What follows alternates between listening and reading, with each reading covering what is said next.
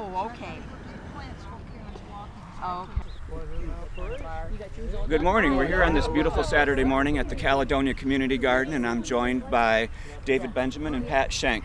We're out here at 8754 Craft Avenue, and we're planting some stuff today and getting ready to tell you all about our program here. So, David, if you'd like to start out.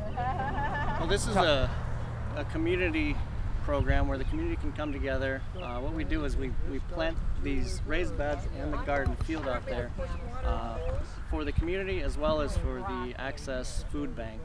So we have what, 20 raised beds, and each bed has a certain type of produce or a theme that will be planted within that raised bed.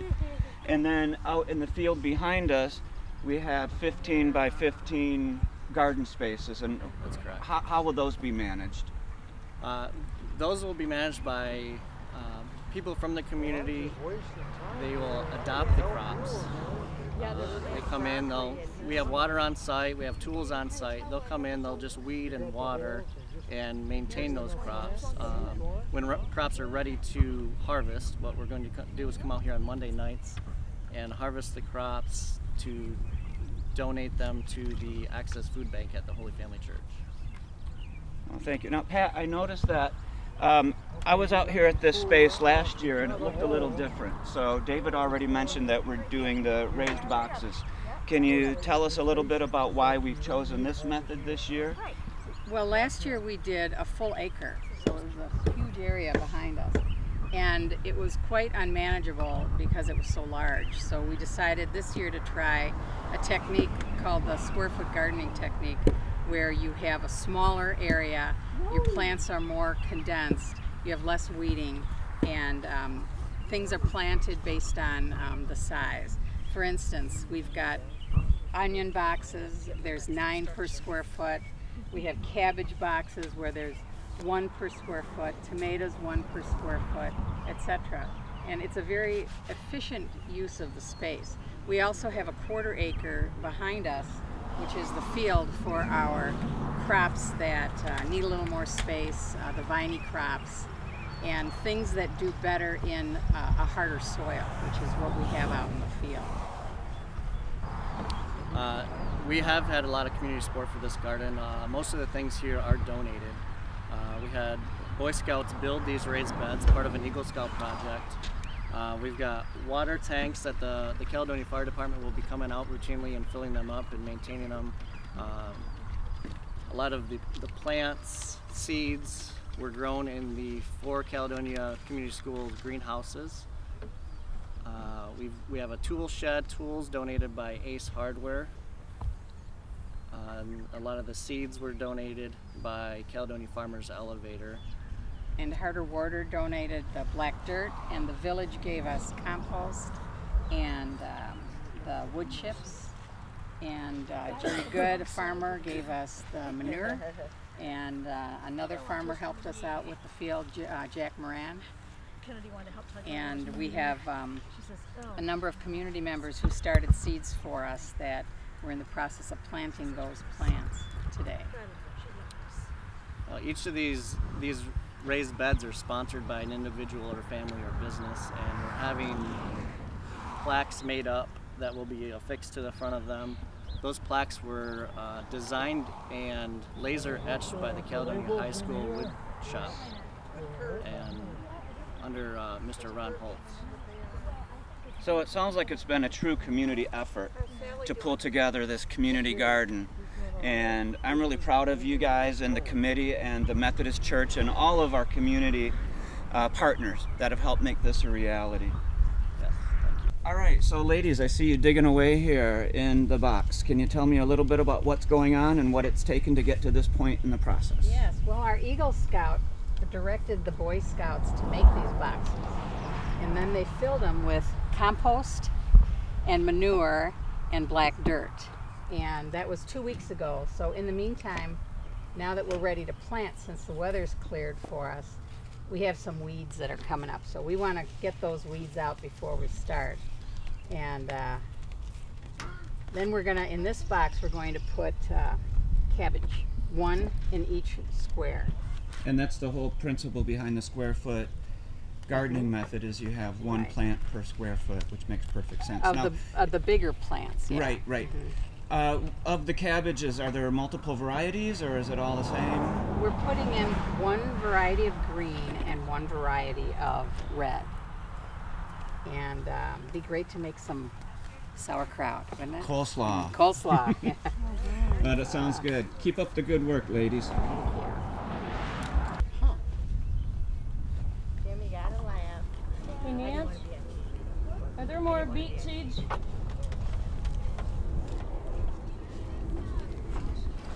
So here we are with Sharon Mortensen, one of the volunteers in the community garden.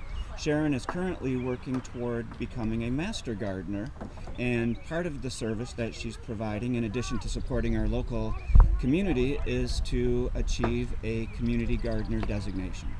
Sounds good. Sharon, can you tell us a little bit about that process and how you've helped the garden committee come to the place we are today and figure out our... tell me a little bit about how you've helped influence the committee and how it helped us arrive at the place we are today. Okay, the Master Gardener program is about 13 weeks of class in the evenings, and then after that, in the next 12 months, you need to get 40 hours of volunteer hours in some kind of capacity where you're showing people or helping people to learn about gardening as opposed to being the actual puller of the weeds. What I did this winter was to make some planting guides with an emphasis on square foot gardening, and what it is a guide that tells you when to plant, whether to plant seedlings or seeds, what the spacing should be, what the seed depth should be, how to care for them, and how to, a little bit of details about harvesting. And I have one for each crop that we've got in our garden. They're sort of in beta right now. We're on version 3 as I've added stuff, and this year I'm sure we'll learn a little more, such as the broccoli can't be planted as closely as the square foot gardening theory would indicate. And that kind of, in a nutshell, is what I've done so far for the garden, was the planting guides. Well, excellent. That sounds like quite an important piece of the puzzle here. So once you become a master gardener, in addition to helping the community garden, do you have any other plans to put that to good use? Well, so far, the community garden and the grounds around the church have pretty much taken up all my time. So I have no plans now, but if I were to have a little spare time, I would go work at the Grand Ideas Garden, which is at the Extension Office. I believe it's on Ball Street or Blandford. They have a wonderful garden up there where a lot of people put in their volunteer hours, and it is a beautiful garden. If you get a chance, go take a look at it. It's not a vegetable garden. So it's an ornamental. It's an ornamental flowers, garden, and it is amazing. It is amazing. Awesome. Well, I've never heard of that. I'll definitely have to check that out. And can you give me the name one more time? It's the Grand Ideas Garden, Grand and it's Ideas at the Garden. Michigan State Extension Office, and I believe it's on Blandford. Oh, excellent. Well, thank you for your time, Sharon. So we'll be able to...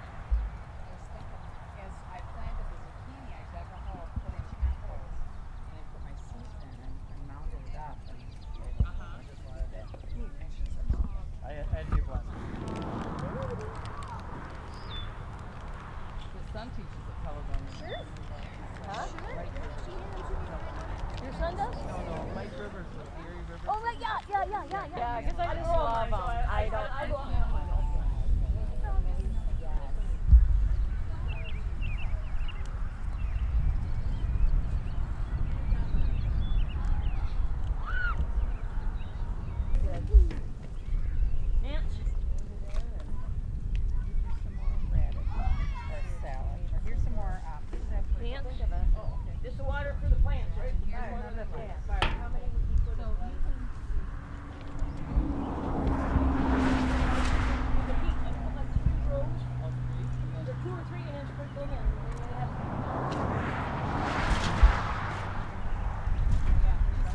Just the water down in the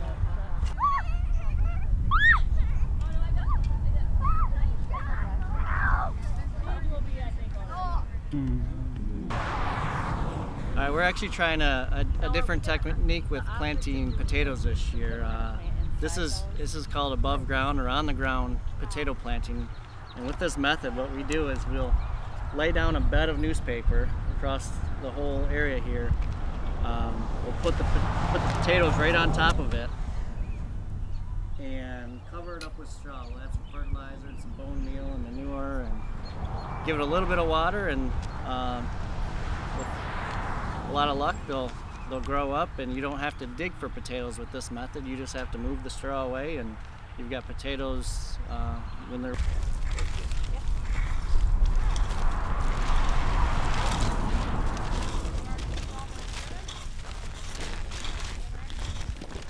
that water helps out a lot.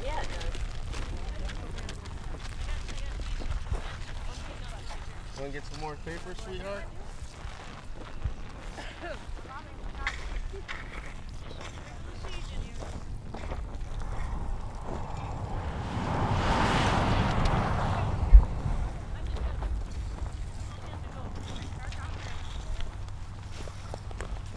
Right here.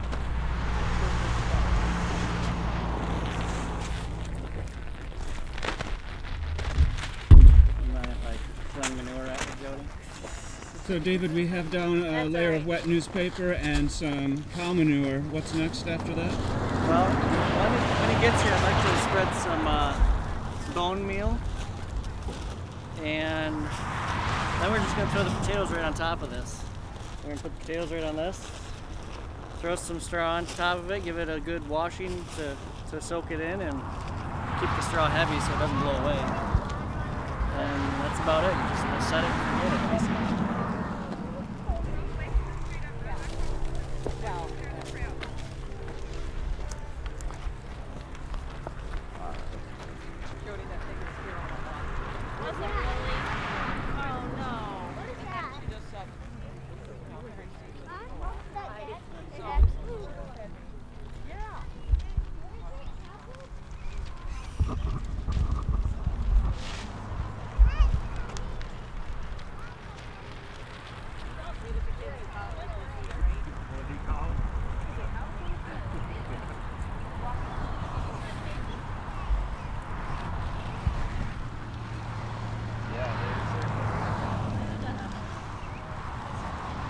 I'm not afraid of spiders normally, but this one is special.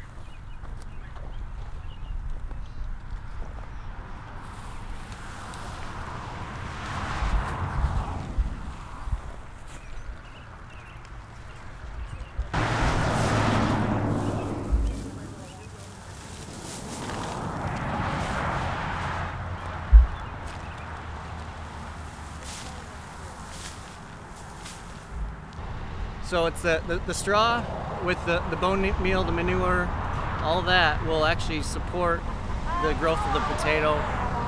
You get all the nutrients that it needs. The benefit of it is this soil is pretty heavy out here, and what we found is that planting potatoes in heavy soil does not produce a good structured potato, and you don't get as many potatoes as you would expect in this clay soil. So above the ground, we're going to try it this year. We're going to see how it works. We're hoping for a good harvest. Well, excellent. Thank you. So here comes the Caledonia Fire Department to put some water in our water tanks.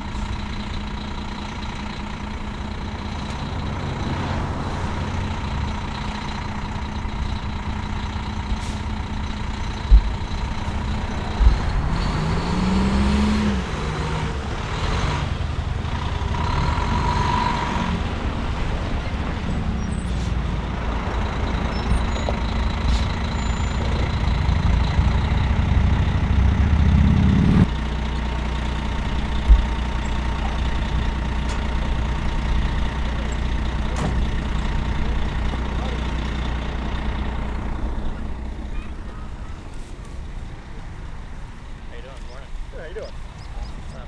Oh, not a problem.